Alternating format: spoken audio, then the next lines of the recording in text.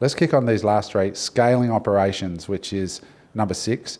So now you've got this money come in, like you've solved the money problem, you've solved the product problem, now you've got to scale the operations side. Yes. What does that mean? So you realise that you're basically wearing all the hats and doing everything yourself, and you're like, shit, this is a JOB, just, what does it stand for? Just over broke.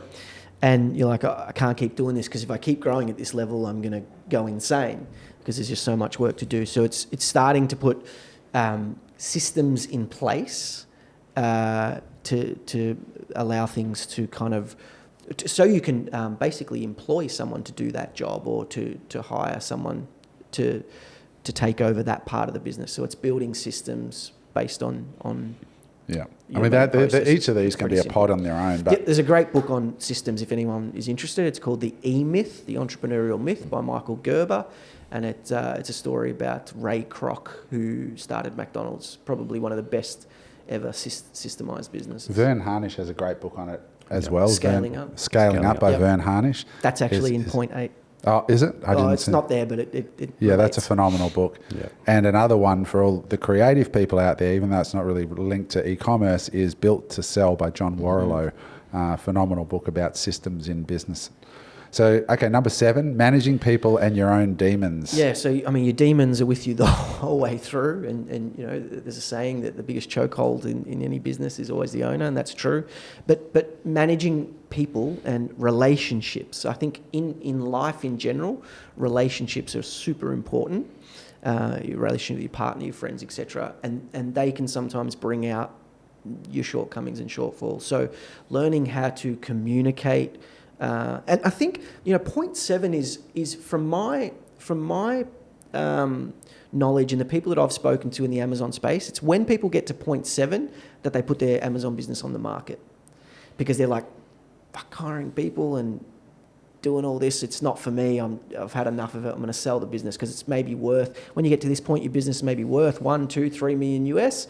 And a lot of people cash out at that point, because they're like, I don't want the headaches of learning how to manage people and systems. Yeah, look, points 6, 7, and 8 are pretty much one wrapped up in the whole piece together. And I threw a 9 on here, which I'll tie back into that, and that's you've got putting an operating system in your business adds value to it intrinsically, and for people to be able to manage it without you and get out of the weeds. Yep.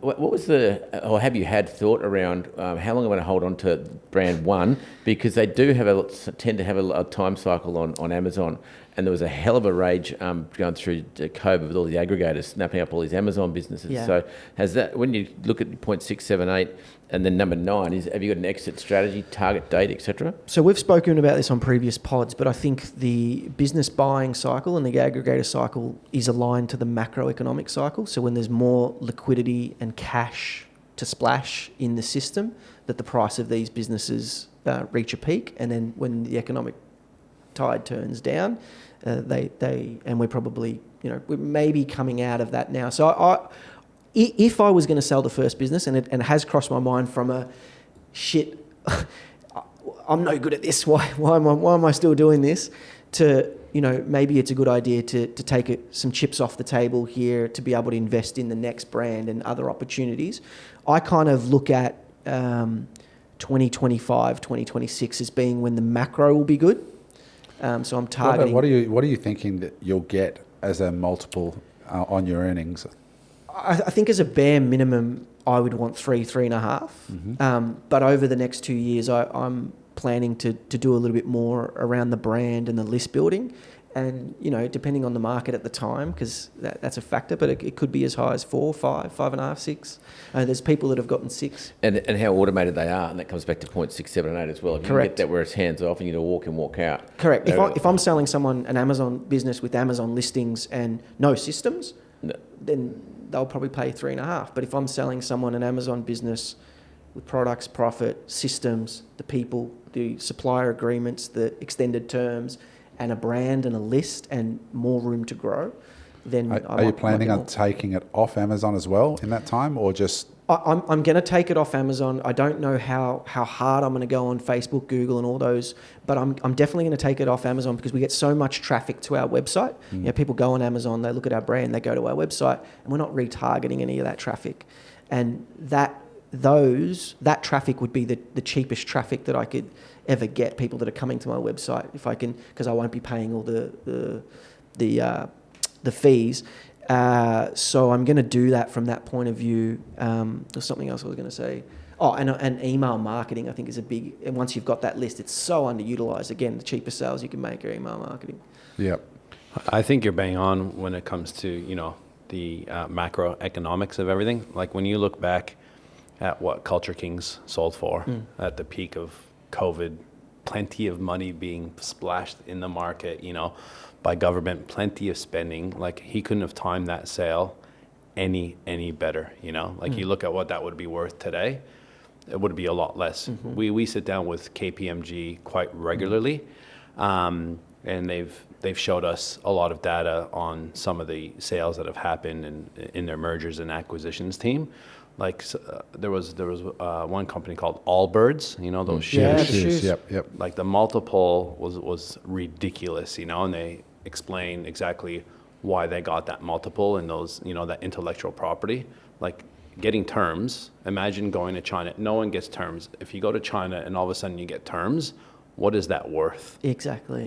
To the value of that business. Because the people that are buying your businesses, especially if they're aggregators, they understand the value of those terms because they can use that cash to make so much more cash. Yeah, that's a Launch really products. valuable thing in an exit. Yeah, and that's why, like, when you look at what people get as a multiple, it changes business to business because it depends on that what moat they've created. Yes. And those terms are a moat that is built over years of relationships, not just over 12 months. It's 10, 12 years, depending how long, 5 years in a business of getting terms, paying, getting product, paying, just like a bank. Yeah. A bank is no different. You're building a relationship with your bank every day. Yeah, there's YouTube videos on how to get terms, but it doesn't work like that in the real world. Like you said, it's a relationship It's that's all formed relationship. over many years. And something I would encourage listeners to do, which adjusted my thinking massively, is when I went to China and visited my suppliers. I've got photos in my phone I could show you when I was selling whiskey glasses, and I'm just sitting in Australia, right, thinking, I'm doing $1 million, $2 million a year in sales of whiskey glasses, and I'm thinking I'm a high roller, right? I go over to this factory in the Hebei province, and that's a whole story in itself. But anyway, I get to this factory, and she starts walking me around this place, and it is certifiably enormous. Like, we're walking for like 10 minutes through this one warehouse, and it is floor to ceiling, and I'm talking high ceilings, stacked with pallets going, this is going to Saudi Arabia, these ones are going to this, and I'm talking like 1,000 square meter footprints of pallets, right? Saudi Arabia, Turkey, blah, blah, blah, blah. Yours is over here, and I go over there, there's like 5 pallets in the corner. It's humbling. And I'm like, no, but it was also like, I'm going to fucking ask for terms. Yeah. Because my account, I'm like, this is nothing. They had hundreds of people making glasses, and I remember watching the glasses come out of the machines. And like, I've got photos. It's mind blowing. I might actually try and dig them out to give to Greg to throw up here. But it's just like, oh my God, like I'm worried about asking for terms on like 150 grand of stock. Yeah. These guys, it's nothing. Like I'm a tiny customer at that point. They want you to succeed. It's in their best interest. And I'm thinking, the poor Chinese. Fuck that. They're making so much money, right? Like I was buying a decanter once off a company, and the decanter, I thought, they're just a little decanter company. They were selling bongs at like fucking industrial scale. Like they had, 500 people making bongs, just literally. They had glass dildos. They had like all this shit that they were making in this one factory. And then I was buying this one decanter, and it just changes your mind about the size of the world and what's possible. It's amazing what you can do with glass, isn't it? Yeah. I'll let you tell the story. Hey there, I hope you enjoyed that episode of Unemployable. If you want to watch another clip, click here, or if you want to see the full episode, click here. Bye for now.